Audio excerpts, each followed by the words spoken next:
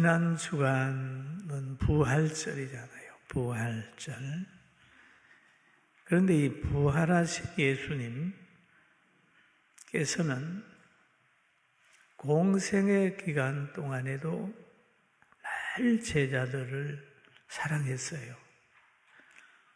동거하고 동식하고 동행하고, 그리고 십자가 지기 전에 6월절에는 함께 식사하면서 이것은 내 몸이다 라고 하면서 떡을 떼주시고, 포도주를 따라 주시면서 이거는 내 잔이다, 내 피다 이렇게 하면서 끝까지 제자들을 사랑하셨어요. 그러나 이 사랑받은 제자들은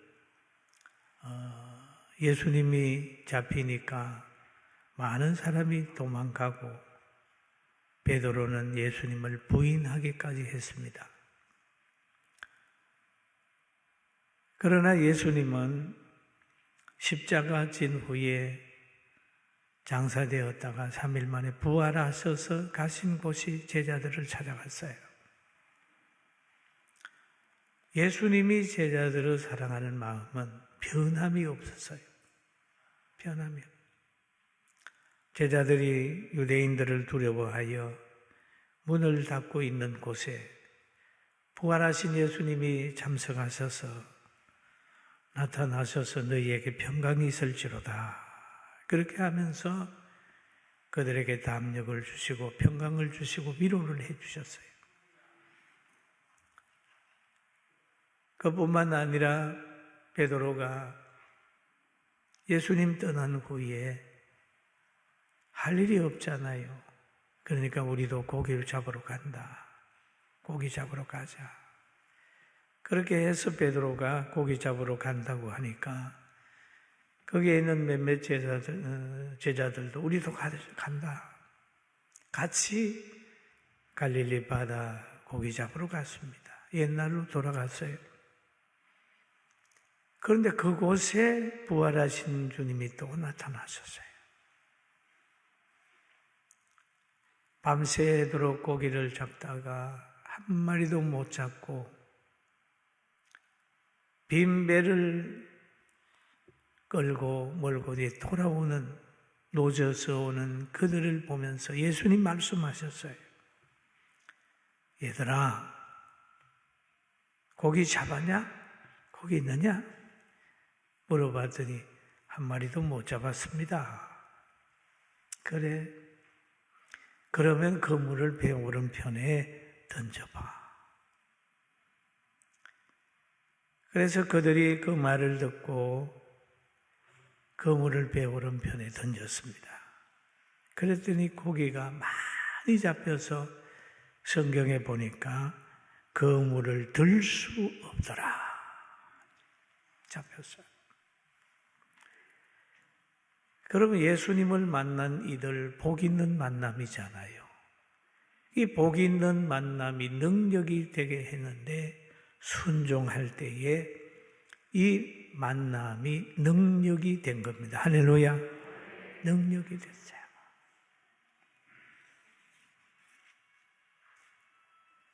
또 오늘 본문에 보니까 이제 예루살렘에 머물던 두 사람이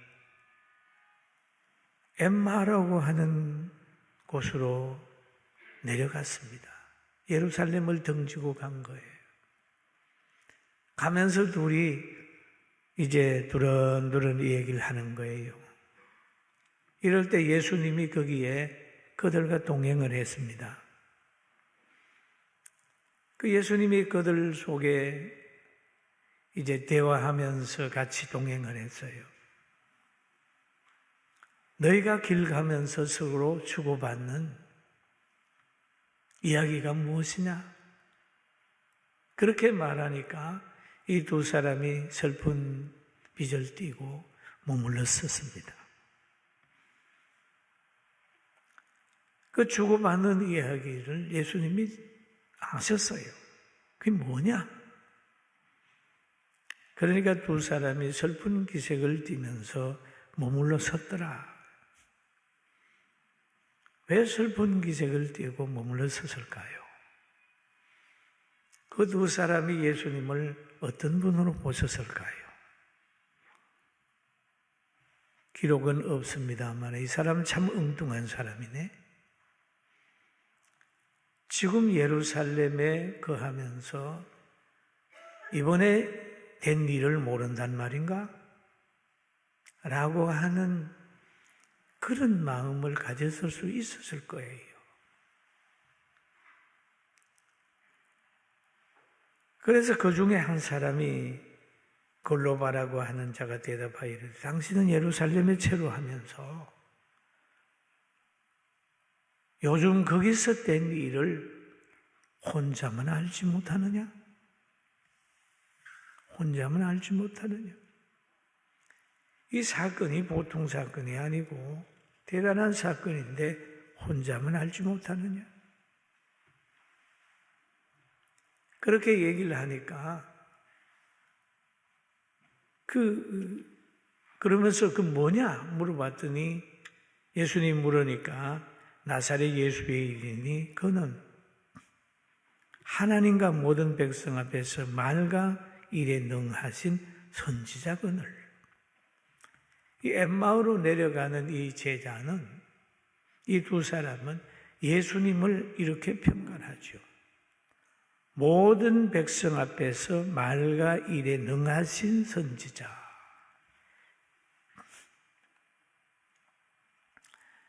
예수님은 말과 일에 능하신 선지자. 말하면 이루어지는 예수님. 물고기 2마리, 보리떡 5개로 5,000명을 먹이시는 예수님. 귀신 들린 사람에게 귀신이 나가라 그러면 귀신이 나가게 하는 능력이 있는 예수님. 말과 여기에 보면 능하신, 일에 능하신. 그런데 그분은 선지자였다. 장래에 앞으로 될 일들을 아는 그분이었는데 우리들의 지도자, 대제사장이나 관리들이 그거를 사형 판결을 내려서 예수님을 십자가에 못 박게 하는 사건이다. 지금 그것을 우리 지금 둘이 내려가면서 두런두런 얘기하고 있는 거다. 그러면서 또 하는 말이 그런데 우리 중에 어떤 여자들이 무덤에 갔다가 그 말과 일에 능하신 선지자 예수가 부활했다고 하는 말이 지금 들리고 있다. 그 얘기를 지금 예수님에게 하는 거예요. 그러니까 이 말을 들은 예수님이 미련하고 선지자의 말을 들이밀는 자들이요. 그런 얘기를 합니다. 들이밀는 자들이요. 그리스도가 이런 고난을 받고 자기의 영광에 들어가야 할 것이 아니냐 하시고 이에 모세와 모든 선지자들의 글을 시작하여 모든 성경에 쓴 바 자기의 가난 것을 자세히 설명하니라. 그랬죠. 예수님은 이 두 사람에게 모세 오경을 통하여 예수님의 고난과 부활에 대해서 한 것을 쫙 설명을 해 주었어요. 그런데 이 두 사람은 엠마오로 내려가면서 아주 복 있는 만남을 만난 거예요. 할렐루야! 얼마나 기뻐요. 예수님을 만난 거예요.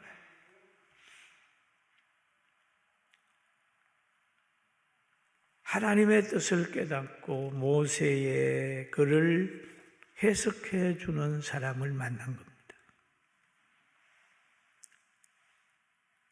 영생의 길을 만나고 진리의 생명을 만난 거예요. 여러분, 우리가 만나고 있는 이 예수님 드려지는 이 예배, 복 있는 사람이 많이 할 수 있다는 걸 믿게 되길 바랍니다. 믿는 거예요. 믿는 부모님 만나고, 믿는 형제 만나고, 믿는 친구 만나고, 믿는 사람 만나는 거 굉장히 좋은 거예요. 세상에 무엇보다도 가장 아름다운 만남이 믿음 안에서, 예수님 안에서 만나는 게 가장 아름다운 만남이에요. 그런데 이 복 있는 만남이 쭉 가다가 지금 대화를 하면서 길을 가는 거예요. 엠마오로 가는 제자들이 지금 어느덧 엠마오로 도착을 했어요. 그럴 때 예수님은 가까이 가려면 예수님께서 더 가려 하는 것 같지 않더라. 예수님도 이제 동행을 끝내려고 하는 거예요. 그럴 때 그 두 사람은 누가복음 24장 29절에 이렇게 하고 있습니다. 그들이 강건하여 이르되 우리와 함께 유하사이다. 때가 저물어 가고 날이 이미 기울었나이다. 이 두 사람은 동행하는 사람을 배려할 줄 아는 사람입니다.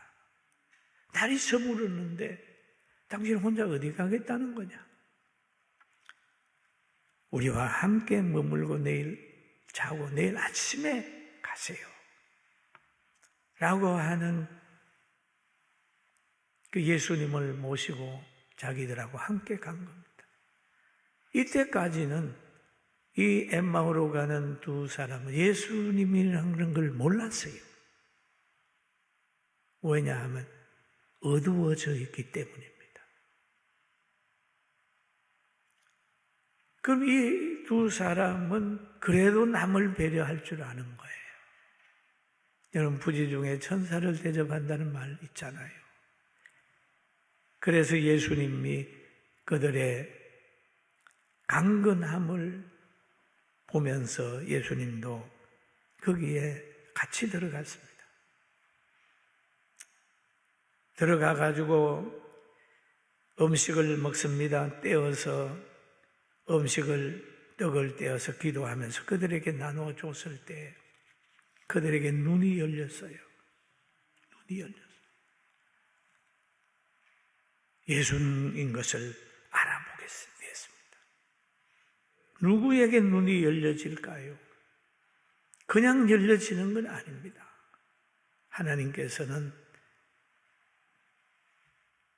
선한 사람, 귀한 사람을 만나주는데 그 만난 사람들은 자기가 가진 것을 가지고 늘 복으로 연결시켜요. 물질의 복을 받은 사람은 나눔으로 보물을 하늘에 쌓아두고 있는 사람은 가난한 사람 외면하면 안 돼요. 가난한 사람을 도와주는 것은 하나님을 꾸이는 겁니다. 하나님이 자기에게 주는 권세를 가지고 자기를 위해 쓰는 것이 아니라 그걸 가지고 사람을 행복하게 하고 복음 전하게 하고 전하고 하나님의 교회에 유익을 주고 가문에도 유익을 주고 그렇게 살아야 돼요.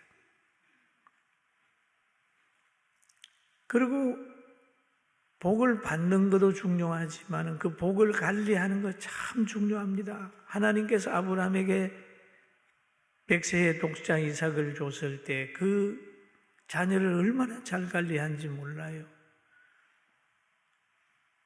아브라함에게 그럽니다. 독자 이삭을 모리아 산에 제물로 드리라 했을 때 그 제물로 드리려고 뜻을 정하고 그곳에 갔잖아요. 그랬더니 하나님이 그 이삭 대신에 양을 준비해서 이삭을 대신하게 하고 이삭은 하나님께 드린 자로 떼버려가지고 아브람, 이삭, 야곱 해가지고 믿음의 조상이 되는 계보를 이어갔잖아요. 사랑하는 성도 여러분, 받은 복이 있으면 또 아름다운 만남이 있으면 그 만남을 잘 관리해서 복을 복되게 하시길 주의 이름으로 축원합니다. 축원합니다. 그러면 이 엠마오로 가는 제자들 보면은 이 만남이 있을 때에 그 만나는 사람에게 피로를 채굴한 게 아니라 피로를 채워주려고 노력했다는 거예요. 밤에 어디에 가십니까? 쉬고 가십시오. 밤길 가지 말고 우리와 함께 쉬고 가십시오. 상대에게 피로를 채워주는 거예요. 그 성경에 보니까 강건해서 모셔갔다고 그랬죠. 그리고 30절 봅니다. 누가복음 24장 30절 봅니다. 그들과 함께 음식을 잡수실 때에 떡을 가지다 축사하시고 떼어 그들에게 주시니 그들의 눈이 밝아 그인 줄 알아보니 예수는 그들에게 보이지 아니하시니라. 예수님을 그냥 알아보니까 떠나버렸어요. 눈이 밝아졌어요. 눈이 밝아지게 되니까 이들이 삶이 변화가 되는 거예요. 여러분, 눈이 어둡다고 하는 것을 글을 모르는 사람과 문맹이라고 그러잖아요. 글을 모르는 문맹이잖아요. 무슨 글이 썼는지 모르잖아요. 그 영적으로 어두워져 버리면 영맹이 되는 거예요. 예수님을 못 알아봐요. 성경을 몰라요. 교회가 뭔지도 몰라요. 그리고 자연을 못 보게 되게 되면 맹인이라고 하잖아요. 안 보인다. 이 사람은 그 눈이 열려졌어요. 예수님을 알아보는 눈이 열려졌어요. 그렇게 되니까 엠마오에서 일어나가지고 다시 어디로 가느냐? 예루살렘으로 갑니다. 예루살렘으로. 여러분, 영적인 것이 깨달아지게 되면, 예수님이 깨달아지면요, 여러분은 일어나서 교회로 올 겁니다. 할렐루야. 영적인 세계를 깨달으면 저 놀러 가는 사람이 기도하는 곳으로 갈 겁니다. 깨달아지면 알아요. 눈이 밝아졌어요. 다시 그 자리를 떠나는 거예요. 예루살렘으로 갑니다. 그 일이 있은 후에 33절에 보면 그때 일어나는 거예요. 예루살렘으로 돌아가 보니 11 제자 및 그들과 함께한 자들이 모여 있어.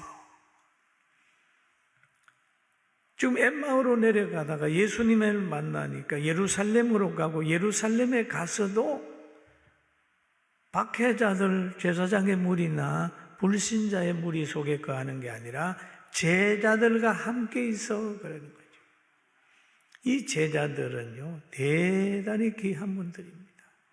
계시록에 보면은 이스라엘의 12지파, 하나님의 영광을 누릴 사람들, 이 제자들이에요. 여기에 모여 있는 거예요. 그리고 거기에 가가지고 예수님의 부활을 듣는 거예요. 말하기를 주께서 과연 살아나시고 시몬에게 보이셨다 하는지라. 그럼 여기에 가가지고 보니까 베드로가 무덤에 갔다 온 얘기, 예수님 만난 얘기, 이런 얘기들이 거기에서 제자들 속에서 이루어지는 거예요. 이러니까 이 엠마오로 가던 두 사람도 자기들도 예수님을 만났다고, 길에서 된 이야기, 또 가서 떡 먹다가 또 눈 밝아진 얘기를 하고 간증자로 바꿔지는 겁니다.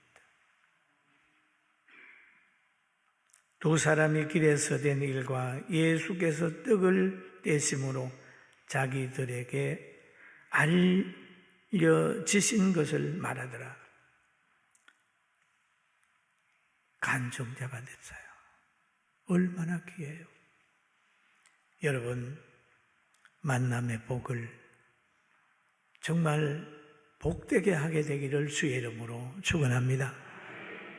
저는 늘 직분을 가진 사람들이나 정치하는 사람들 보고서도 그럽니다. 복을 복되게 하면 좋겠습니다. 부의 복을 복되게 했으면 좋겠습니다. 라고 하는 얘기를 늘 합니다. 눈이 열리면 하나님의 축복의 땅에 머물게 되고 부정적인 사람이 긍정적인 사람으로 변화하게 되고 원망과 불평이 감사의 찬양으로 변하게 됩니다. 할렐루야. 이제 그러잖아요. 나는 뭐 승리했어. 그 승리가 참으로 복으로 연결되도록 겸손하고 남을 배려하고 국가를 생각하고 상대를 생각할 때 그들은 성공자가 되지만은 그렇지 않으면 잘못하면 실패자가 될 수 있으니까 우리 성도들이나 오늘 말씀을 듣는 모든 분들이 하나님의 주신 복을 가지고 남을 배려하고 사랑으로 섬기고 하나님의 전하는 도구로 살게 되기를 주의 이름으로 축원합니다. 아멘. 자신이 복이라고 생각하는 것이 가문의 영광이라고 생각하는 것이 영광이 될 수가 있고 복이 되지만은 오히려 그것이 실패의 씨앗도 될 수 있다는 거예요.